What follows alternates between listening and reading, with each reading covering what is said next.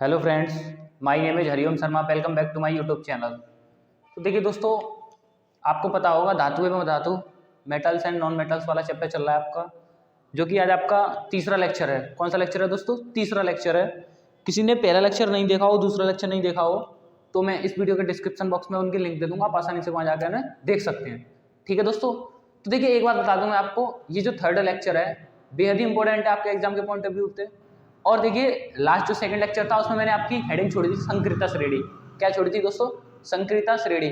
और धातुओं की प्राप्ति भी छोड़ी थी कि धातुओं की प्राप्ति कैसे करते हैं, अयस्क खनिज गैंग के द्वारा, है ना। इनकी कुछ छोटी छोटी डेफिनेशन भी बताई थी, मैंने आपसे बोला भी था आप इनकी डेफिनेशनों को अपनी नोटबुक से या अपनी किताब से या मॉडल से जिससे भी नोट कर लें। ठीक है, तो देखिए दोस्तों, आज मैं आपके सामने तीसरा लेक्चर डिस्कस करूंगा धातु और अधातु चैप्टर का। तो बहुत ही अच्छी तरीके से समझते चलेंगे बातों को और देखते चलेंगे। ठीक है, और आप सभी से यही कहूंगा कि जो भी पॉइंट आपकी समझ में ना आए, जो भी हेडिंग ना समझ में आए, कमेंट बॉक्स में कमेंट करके जरूर बताएं कि हमारे हेडिंग ये समझ में नहीं आई है। ठीक है, तो देखिए सबसे पहले स्टार्ट कर देते हैं। तो देखिए हमारी हेडिंग क्या है दोस्तों? देखिए दोस्तों, हमारी हेडिंग है अयस्कों की प्राप्ति। क्या है दोस्तों नेक्स्ट हेडिंग हमारी? अभी हमारी नई हेडिंग है अयस्कों की प्राप्ति। क्या है दोस्तों हेडिंग? अयस्कों की प्राप्ति। किसकी दोस्तों? अयस्कों की प्राप्ति। मतलब अयस्कों की प्राप्ति कैसे होती है, किस तरीके से होती है, इनको मैं पॉइंटों को आपके साथ डिस्कस करूंगा। पहले आप हेडिंग बना दीजिए भाइयों, अयस्कों की प्राप्ति। क्या है आपकी हेडिंग? अयस्कों की प्राप्ति। फटाफट से हेडिंग बना लीजिए दोस्तों जल्दी से, अयस्कों की प्राप्ति।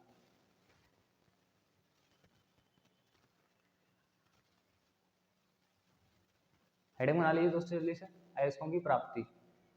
ठीक है, देखिए वन बाय वन हम इसको देख के चल देंगे। देखिए दोस्तों, जो अयस्कों की प्राप्ति है 3 चरणों में विधि है। क्या आपकी कितने चरणों में? 3 चरणों में। तो तीनों चरणों को वन बाय वन करके आपके साथ में डिस्कस करता चलूंगा, जिससे कि आपको अच्छी तरीके से समझ में आ जाए तीनों चरण। ठीक है, तो कितने पार्ट में डिवाइड है ये? 3 चरणों में। देखिए पहला चरण कौन सा दोस्तों? पहला चरण देखते हैं, चरण फर्स्ट। चरण फर्स्ट कौन सा चरण देखेंगे हम दोस्तों? पहला चरण। ठीक है, जिसमें आपकी हेडिंग है अयस्कों का समृद्धिकरण। पहला चरण में क्या है आपकी हेडिंग दोस्तों? अयस्कों का समृद्धिकरण। तो पहली हेडिंग है आपकी अयस्कों का समृद्धिकरण। हेडिंग का नाम है दोस्तों अयस्कों का, चरण फर्स्ट में अयस्कों का क्या दोस्तों? समृद्धिकरण। क्या है दोस्तों? अयस्कों का समृद्धिकरण। तो देखिए बहुत अच्छी तरीके से आपके सामने डिस्कस करूंगा इसको। थोड़ा सा पहले नोट कर लीजिए, हेडिंग अयस्कों का समृद्धिकरण। क्या आपका थोड़ा सा टेढ़ी बनी है दोस्तों, सीधी कर लेते हैं इसे। हेडिंग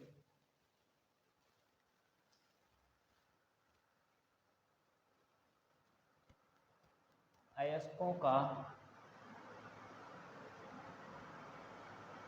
समृद्धिकरण। क्या हेडिंग है दोस्तों अपनी?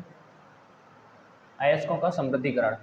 तो देखिए बहुत ही आसानी से, बहुत ही प्यारे तरीके से समझते चलेंगे अयस्कों का समृद्धिकरण क्या होता है।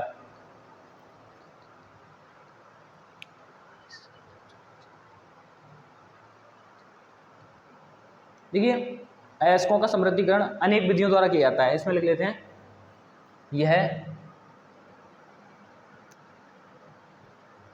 यह अनेकों विधियों के द्वारा समृद्धिकरण, यह अनेकों विधियों के द्वारा, यह अनेकों विधियों के द्वारा किया जाता है, किया जाता है। जैसे कौन कौन सी दोस्तों? चुंबकीय, किसके द्वारा? चुंबकीय रसायनों के उपयोग के द्वारा। ठीक है, जैसे हो सके पानी को, पानी से जो चीज हम छान लेते हैं, ठीक है, एक छानकर हो गया आपका। तो लिख लेते हैं दोस्तों, पहला पानी से साफ। क्या लिख लिया दोस्तों? पहली पानी से साफ करके। ठीक है, दूसरी हेडिंग क्या है आपको?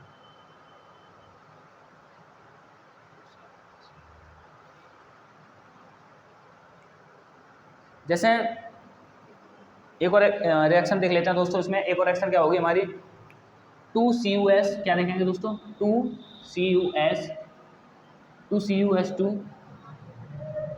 Plus 3O2 gives 2। देखिए दोस्तों 2CuO2 क्या हो गया, TCuO2 प्लस 2SO2, ये आपकी यहाँ पर रिएक्शन प्राप्त हुई। ठीक है, जल्दी से नोट कर लीजिए इस रिएक्शन को।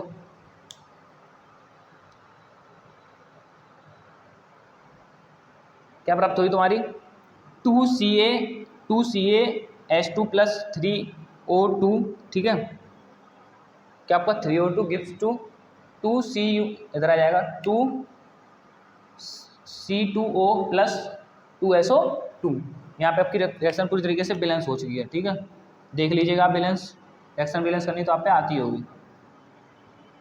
ठीक है, तो यहाँ पे ये फिनिश होता है। कौन सा, कम क्रियाशील धातुओं का निष्कर्षण। अब किसका देखेंगे हम दोस्तों, अधिक जो मध्यम होते हैं, मध्यम, ये तो हो गया हमारा किसका, कम क्रियाशील धातुओं का निष्कर्षण। अब देखेंगे कम के बाद नीचे से ऊपर आ रहे हैं हम संगीता श्रेणी में, पहले कम, फिर क्या, मध्यम, फिर क्या पढ़ेंगे, अधिक, है ना। तो अब क्या पढ़ेंगे, मध्यम क्रियाशील धातुओं का निष्कर्षण। किस, क्या दोस्तों, मध्यम क्रियाशील धातुओं का निष्कर्षण। तो रफ कर देते हैं इसे, जल्दी से नोट कीजिए आप। ठीक है, जिस किसी को कोई प्रॉब्लम हो वीडियो को दोबारा से देख सकता है, जिससे कि सारे पॉइंट आपके अच्छी तरीके से क्लियर हो जाए।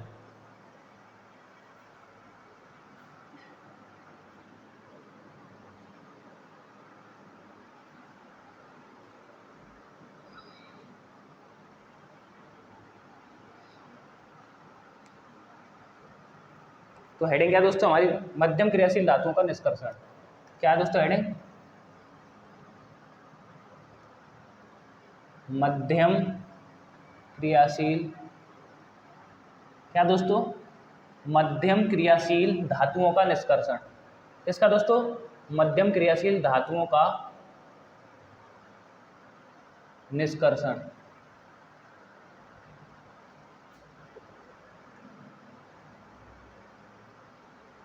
मध्यम क्रियाशील धातुओं का निष्कर्षण।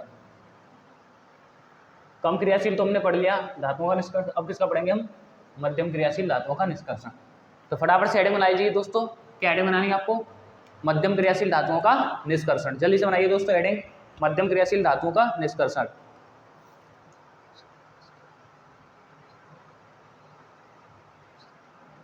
देखिए दोस्तों, इसके अंदर हम पहला पढ़ेंगे सल्फाइड अयस्क से धातुओं का निष्कर्षण। क्या पढ़ेंगे, सल्फाइड अयस्क से धातु का निष्कर्षण।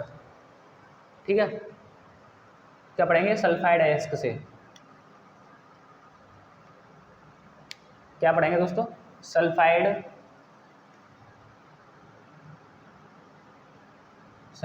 अयस्क से,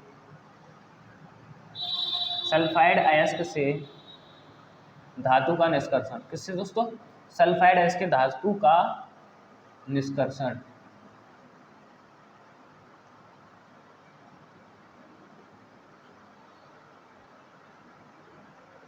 और दोस्तों इसके भी अंदर एक हेडिंग आएगी आपकी, उस हेडिंग का नाम होगा भर्जन। क्या होगी, भर्जन। आपने सुना होगा पहले क्लासों में, भर्जन तथा निस्तापन में अंतर बताइए। किसमें दोस्तों, भर्जन तथा निस्तापन में अंतर बताइए। तो पहले इसके अंदर देख लेते हैं हेडिंग क्या है हमारी, भर्जन। इसके भी अंदर आपकी हेडिंग है क्या, भर्जन। हेडिंग का नाम क्या है दोस्तों, भर्जन। इसको बहुत अच्छी तरीके से डीपली में पढ़ेंगे, भर्जन। तो फटाफट से हेडिंग बनाइए दोस्तों, भर्जन।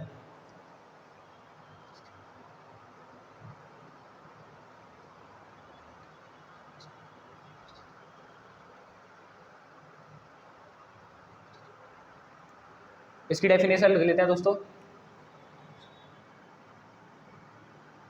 क्या दोस्तों, तो डेफिनेशन की, सल्फाइड अयस्कों को वायु की उपस्थिति में अधिक ताप पर गर्म करने पर सल्फाइड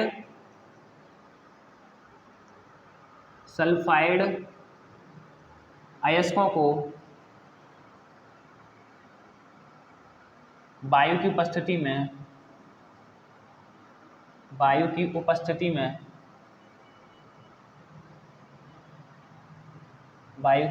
में अधिक ताप पर गर्म करने पर ताप पर, अधिक ताप पर गर्म करने पर, अधिक ताप पर गर्म करने पर क्या दोस्तों, अधिक ताप पर गर्म करने पर यह ऑक्साइड में बदल जाता है। किस में बदल जाता है दोस्तों, यह ऑक्साइड में बदल जाता है। गर्म करने पर यह ऑक्साइड में, इसमें दोस्तों ऑक्साइड में परिवर्तित हो जाता है। किस में हो जाता है दोस्तों, ऑक्साइड में परिवर्तित हो जाता है। क्या डेफिनेशन दोस्तों, सल्फाइड अयस्कों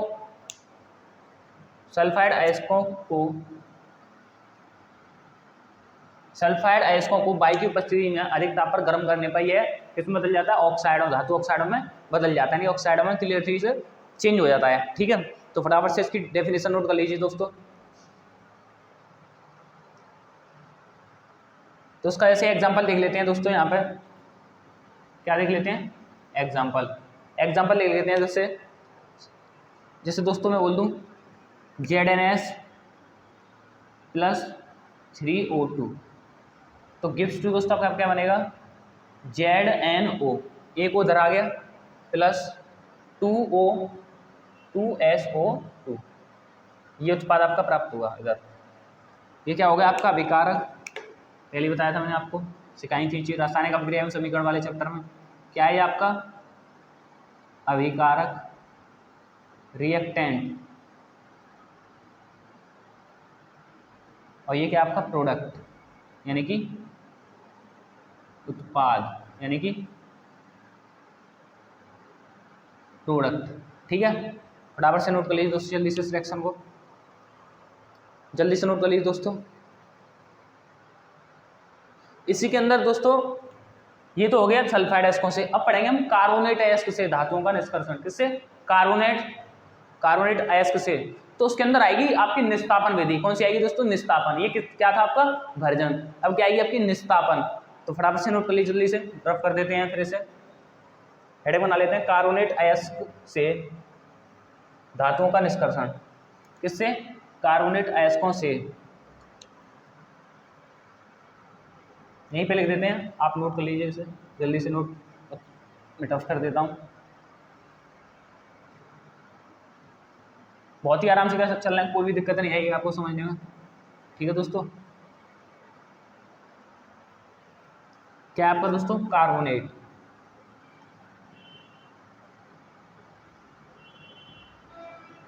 कार्बोनेट अयस्क से धातुओं का निष्कर्षण, जिसके अंदर हम कौन सी हेडिंग पढ़ेंगे दोस्तों, निस्तापन। भर्जन तो हमने पढ़ ली, हम क्या पढ़ेंगे, निस्तापन विधि। पेपर में आता भी है भर्जन तथा निस्तापन, बताइए। ये केमिस्ट्री का है, तो जो केमिस्ट्री में आगे आपसे बात करेंगे चैप्टर चलेगा, और कार्बन एवं उसके यौगिक आपका इसके बाद चैप्टर, उसको हम आपके साथ डिस्कस करेंगे अच्छी तरीके से। ठीक है, कोई भी दिक्कत नहीं आएगी। तो फटाफट से आप ऐसे हेडिंग बना लीजिए जल्दी से, निस्तापन। क्या बना लीजिए दोस्तों, निस्तापन। जल्दी से हेडिंग बना लीजिए दोस्तों, निस्तापन।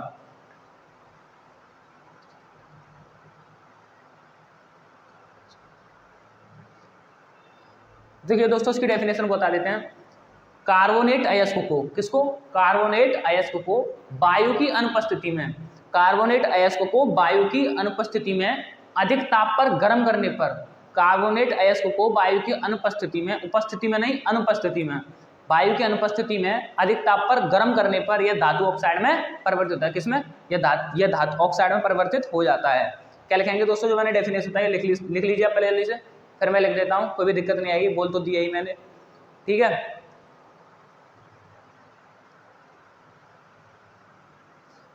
तो लिख लेते हैं, कार्बोनेट, क्या है भाइयों, कार्बोनेट अयस्कों को वायु की अनुपस्थिति में, वायु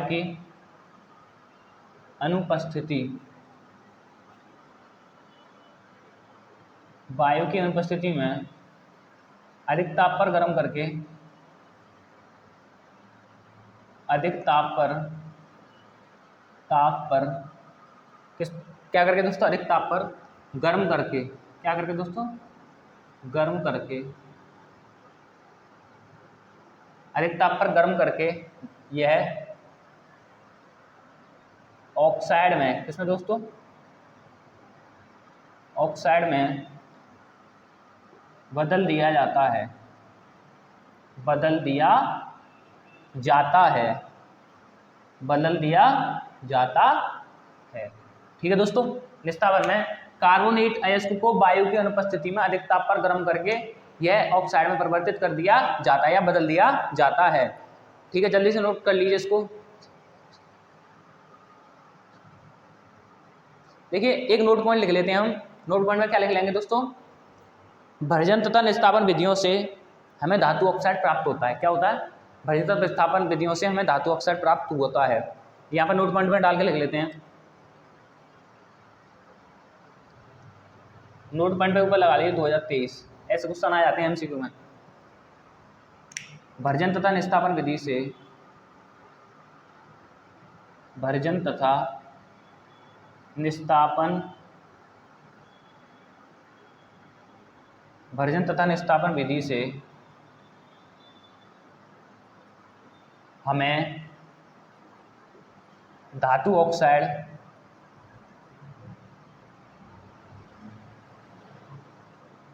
धातु ऑक्साइड प्राप्त हुआ। क्या प्राप्त हुआ, धातु ऑक्साइड। तो नोट पॉइंट के अंदर लिख लेना दोस्तों, भर्जन तथा निस्तापन दोनों विधियों से हमें क्या प्राप्त हुआ दोस्तों, धातु ऑक्साइड प्राप्त हुआ है। तो फटाफट से नोट पॉइंट पे आप लिख लीजिए, जल्दी से लिख लीजिए दोस्तों।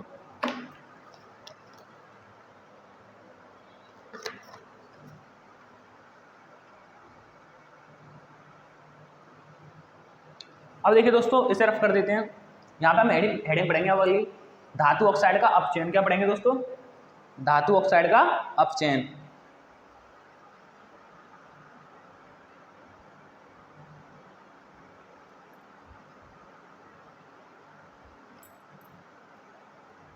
क्या पढ़ेंगे दोस्तों, हेडिंग धातु ऑक्साइड का अपचयन। क्या पढ़ेंगे, हेडिंग धातु ऑक्साइड का अपचयन। नई हेडिंग पढ़ लेंगे अब यहाँ पे हम। ठीक है, रफ कर देते हैं इसे।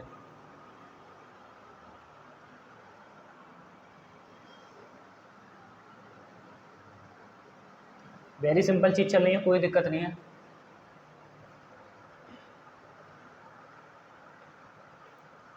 देखिए समझते चलिए कहानी, बस कोई भी दिक्कत नहीं आएगी।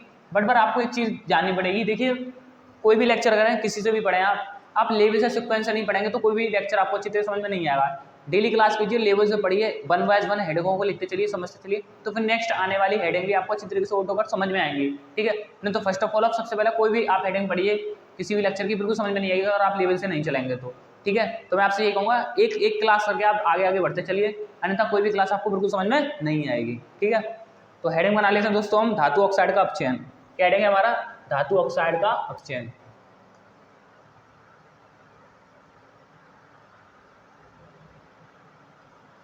धातु ऑक्साइड का अपचयन।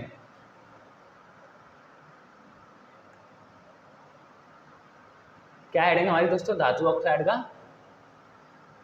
अपचयन। यानी कि पहले हम कौन सी हेडिंग पढ़ेंगे, अपचयन। यहाँ पे लिख लेते हैं अपचयन। अब अपचयन अपक्रिया कौन सी होती है, मैंने आपको पहले बताया था, वियोजन अपचयन। जो भी अपक्रिया आ रही होंगी आपके याद, कौन सी, अपचयन।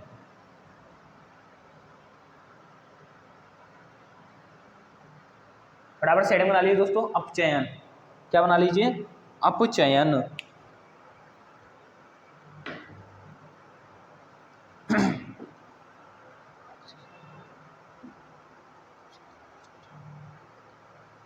अपचयन का मतलब क्या होता है दोस्तों, ऑक्सीजन का हटाना। क्या होता है, ऑक्सीजन का हटाना, यानी ऑक्सीजन का हटना।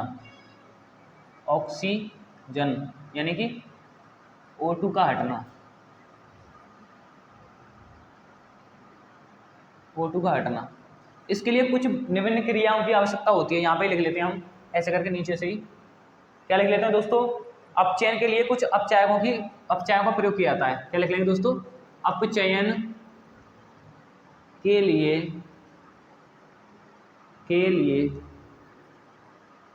निम्न, अपचयन के लिए निम्न अपचायकों अपचायकों का प्रयोग किया जाता है, अपचायकों का प्रयोग किया जाता है, किया जाता है। अपचयन के लिए निम्न अपचायकों का प्रयोग किया जाता है। ठीक है दोस्तों, जैसे जैसे निम्न अपचायक, जैसे बोल लूँ सी, जैसे बोल लूँ CO, जैसे बोल लूँ H2, क्या बोल लिया मैंने, H2। जैसे मैं बोलूँ दोस्तों C यानी कि कार्बन, क्या हो गया आपका C, कार्बन। C यहाँ पे क्या है दोस्तों आपका कार्बन, क्या आपका यहाँ पे कार्बन। CO क्या होता है दोस्तों, कार्बन O यानी oxide, carbon oxide, carbon monoxide, क्या हो गया दोस्तों, कार्बन मोनोऑक्साइड, क्या होगा दोस्तों, कार्बन मोनोऑक्साइड। और H2 यानी कि हाइड्रोजन, क्या होगा दोस्तों आपका, हाइड्रोजन, क्या है मेरे दोस्तों आपका ये, हाइड्रोजन। जैसे बेसिकली इसमें एक रिएक्शन देख लेते हैं हम, क्या देख लेते हैं, रिएक्शन। जैसे कार्बन मोनोऑक्साइड बाहर निकाल देंगे, क्या, कार्बन मोनोऑक्साइड रिएक्शन के अंदर क्या देखेंगे रिएक्शन दोस्तों, जैसे ZNO, क्या देखेंगे, ZNO प्लस C, क्या देखेंगे दोस्तों, ZNO यानी जिंक ऑक्साइड यानी कि C गिव्स टू, क्या प्राप्त होगा आपका दोस्तों, Zn अलग निकल जाएगा अलग, और प्लस CO यानी कि कार्बन मोनोऑक्साइड बाहर निकल जाएगा। ठीक है, उत्पाद के रूप में। तो ये बेसिकली रिएक्शन से कुछ ये आपको समझ में आई होगी। अपचयन क्या है, ऑक्सीजन O2 का हटना। यहाँ से देखिए दोस्तों आपको दिख रहा होगा Zn, क्या दिख रहा है आपका, ZnO, O पैसे यहाँ पे क्या हो गया है, ये ऑक्सीजन क्या गई है, हट, और ये ऑक्सीजन आके कहाँ जुड़ गई है, यहाँ पे C के पास। तो क्या हो गया दोस्तों, ये ऑक्सीजन कहाँ गई है, यहाँ पे।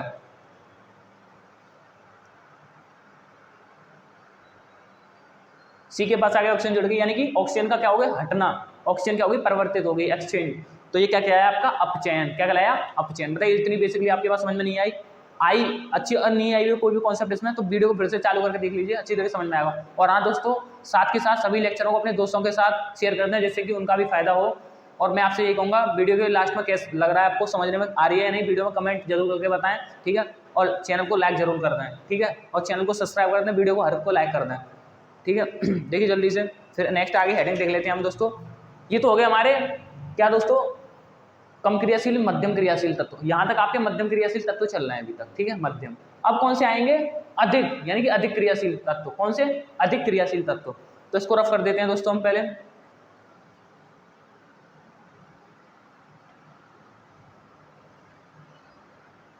अब कौन से आएंगे दोस्तों आपके, अधिक क्रियाशील तत्व। क्या आएंगे मेरे भाइयों, अधिक क्रियाशील तत्व। अब अधिक क्रियाशील तत्व कैसे होते हैं, पोटेशियम वगैरह होते हैं। कम क्रियाशील सोना सिल्वर, ये आपको मैंने संकीर्णता श्रेणी में बताए थे, ठीक है। तो अब क्या देखेंगे हम, अधिक क्रियाशील तत्व। हेडिंग बना लीजिए दोस्तों, वेरी वेरी इंपॉर्टेंट। क्या है दोस्तों, अधिक क्रियाशील तत्व।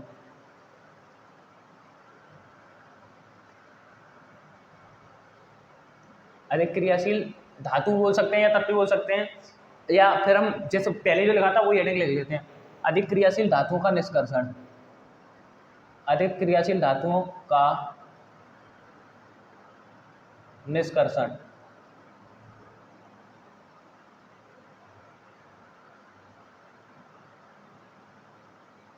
अधिक क्रियाशील धातुओं का निष्कर्षण।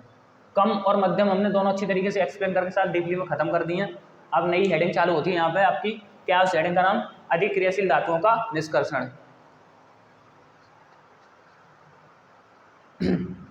देखिए ये जो धातु होती हैं, क्या बोलेंगे दोस्तों, ये जो धातु होते हैं अधिक क्रियाशील, इनका जो होता है तुम्हारा क्रियाशीलता कैसी होती है, अधिक होती है, इनकी अत्यधिक क्रियाशीलता होती है।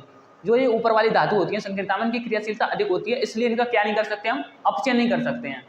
जैसे मैं दोबारा बता रहा हूँ, जो भी संकीर्णता श्रेणी में ऊपर धातु आती है उनकी क्रियाशीलता कैसी होती है, अधिक होती है। कैसी होती है दोस्तों, अधिक होती है, ऊपर लेवल ज़्यादा होता है उनका, तो इसलिए उनका हम क्या नहीं कर सकते, अपचयन, यानी ऑक्सीजन को नहीं हटा सकते, उनका अपचयन बिल्कुल नहीं कर सकते। तो ये जो बात बताइए आप लिख सकते हैं, मैं लिख देता हूँ इसमें, ठीक है, लिख लीजिए इसमें, यह धातु अत्यधिक क्रियाशील होती है, इसलिए इनका अपचयन नहीं किया जा सकता। यहाँ पे लिख लेते हैं जो मैंने बोला है, यह धातु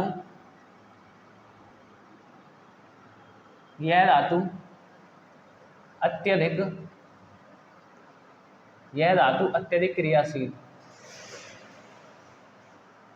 क्रियाशील होती हैं। यह धातु अत्यधिक क्रियाशील होती हैं, इसलिए इनका अपचयन नहीं किया जा सकता। इसलिए इनका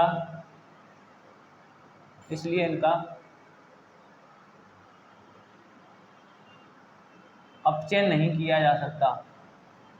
इसलिए इनका अपचयन नहीं किया जा सकता, नहीं किया जा सकता। कैसी होती हैं दोस्तों? अधिक क्रियाशील होती हैं। फटाफट से इसको नोट कर लीजिए जल्दी से, 1 मिनट के अंदर।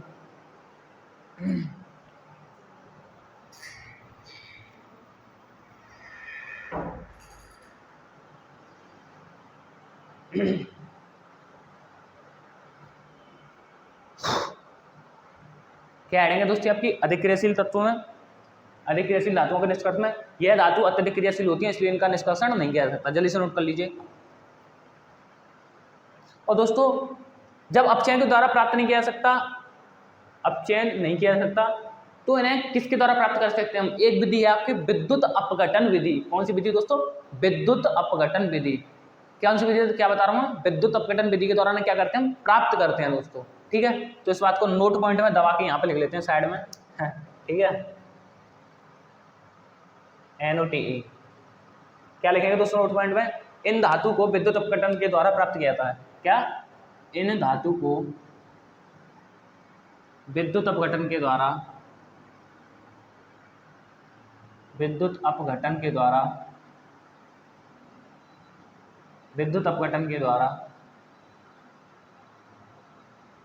प्राप्त किया जाता है।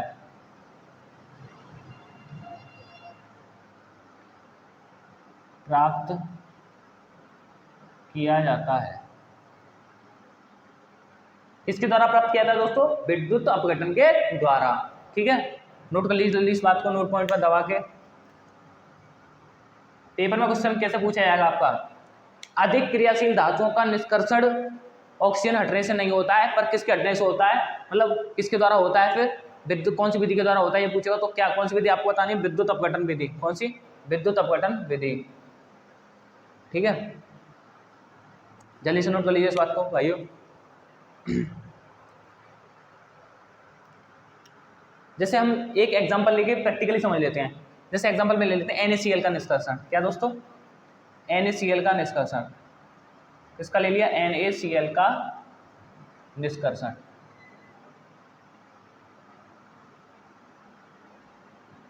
इसको समझेंगे हम पहले। ठीक है, जल्दी से नोट कीजिए पहले NaCl का निष्कर्षण।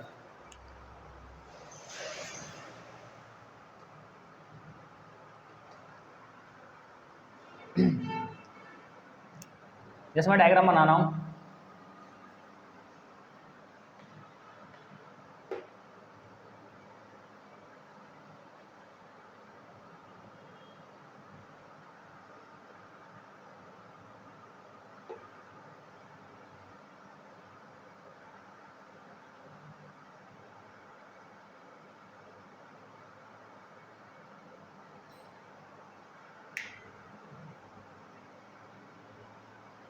जैसे देखिए दोस्तों इसमें कोई सॉल्यूशन है NaCl का।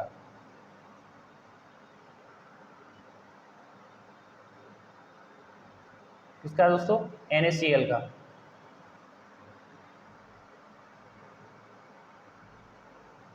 किसका दोस्तों सॉल्यूशन? NaCl का।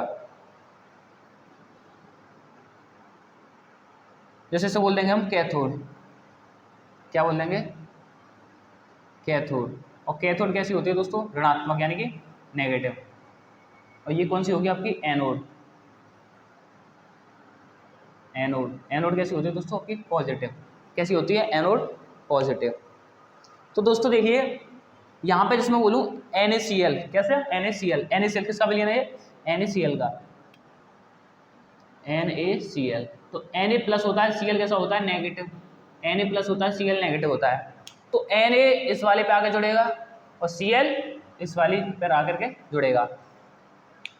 तो यहाँ पे हम सिंपल तरीके से लिख लेते हैं। यहाँ पे हम धातु किस पे आ रही है आपकी, एनोड पर, यानी कि सोडियम। यहाँ पे लिख लेते हैं किस पे आ रही है, धातु एनोड पर। धातु आपकी एनोड पर किस पे आ रही है, कैथोड पर आ रही है। प्लस है ना NaCl, इस पे आ रहा है, तो धातु किस पे आ रही है आपकी, कैथोड पर। किस पे आ रही है मेरे भाइयों, कैथोड पर। और आपका जो क्लोरीन आ रहा है, क्लोरीन किस पे आ रहा है, एनोड पर। क्लोरीन किस पे है आपका, एनोड पर।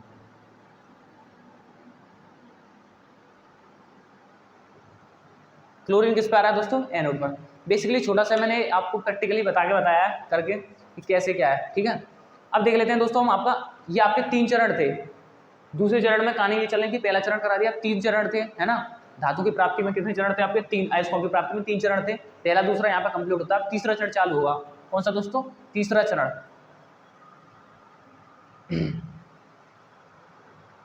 तीसरा चरण क्या आपका, धातुओं की प्राप्ति में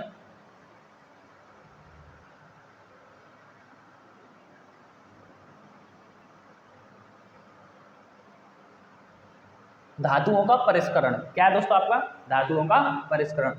कौन सा चरण है दोस्तों आपका, ये तीसरा। लिख लेते हैं वैसे आप यहाँ पे, चरण 3, धातुओं का परिष्करण। धातुओं का परिष्करण, क्या मेरे भाइयों, परिष्करण।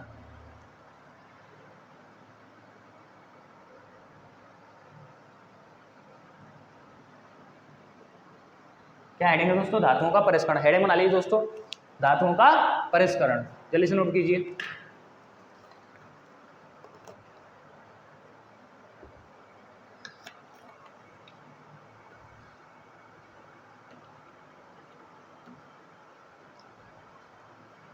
इसमें लिख रहे हैं दोस्तों,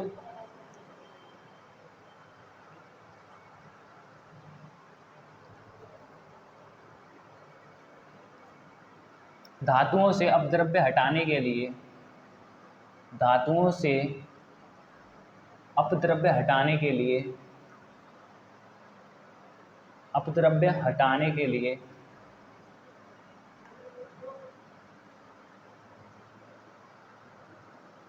लिए सबसे अधिक उपयोगी विधि, सबसे अधिक उपयोगी विधि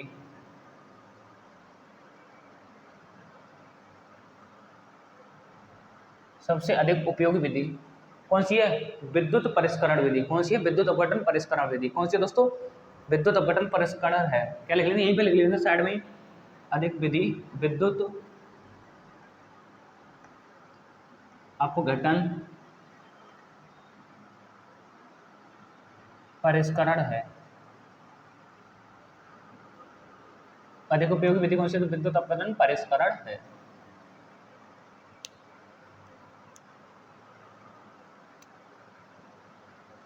अधिक उपयोगी कौन सी विधि है दोस्तों, विद्युत अपघटन परिष्करण। इतनी बात आपको समझ में आई या नहीं आई, जल्दी से बताइए दोस्तों, इतनी बात समझ में आई या नहीं आई। ठीक है दोस्तों, तो यहीं पे इस कहानी का यहाँ पे एंड करते हैं इस लेक्चर का। फिर मिलते हैं चौथे लेक्चर में। फर्स्ट और सेकंड लेक्चर नहीं देखा होगा तो मैं इस वीडियो के डिस्क्रिप्शन बॉक्स में उनकी लिंक दे दूंगा। और आप सभी से मैं आशा करता हूँ कि ये जो लेक्चर है, आप चैप्टर है, आप सभी अपने दोस्तों तक पहुँचाएंगे, शेयर करेंगे और चैनल को जरूर सब्सक्राइब करेंगे। ठीक है दोस्तों, और वीडियो को लाइक और कमेंट करके जरूर बताएं। ठीक है दोस्तों, मिलते हैं फिर नेक्स्ट लेक्चर में। तब तक के लिए बाय बाय, टाटा, जय हिंद, जय श्री राम, जय श्री परशुराम।